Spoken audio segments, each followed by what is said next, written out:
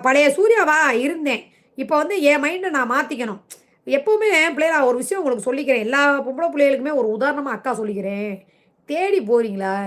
உங்களை அலட்சியப்படுத்துறாங்களா? உங்க அருமைய புரிய வைங்க. அதுக்காக இன்னொருத்தன அவனோட நண்பனையோ, இல்ல இன்னொருத்தனையோ ஆம்பளைய காதலிச்சு தான் அவனுக்கு வழி வர வைக்கணும் அப்படிங்கிறது அர்த்தம் கிடையாது. கூடவே இருந்து இருக்கணும். கூட அவங்க கண் பார்வையிலே இருக்கணும். ஆனா அவங்களுக்கு வந்து ஃபீல் ஆகணும். ச்சே! ஒரு நேரத்தில நம்ம எப்டி இருந்தோம்? என்ன மாரிலாம் இருந்தோம்? இன்னைக்கு பேசக்கூட மாட்டேங்கிறாளே! பேசக்கூட நேரம் இல்லையேன்னு சொல்லி அந்த இத கொண்டு வரும். புரியுதா? நான் எனி டைம் வீட்லயே தான் இருக்கேன். அதே வேலைய தான் பார்க்குறேன், சமைக்கிறேன், துணி துவைக்கிறேன். இந்தா துணி 2 ஒடி காயுது. காலையில தான் நீ எடுத்து மடிக்கணும். எனக்கு முதல்ல மசாலா ஏன்னா அந்த பவர் போயிறக்கூடாது. போச்சுன்னா அந்த டேஸ்ட் மாறிரும். மசாலாவ போட்டுருவேன். ஏங்கணும்.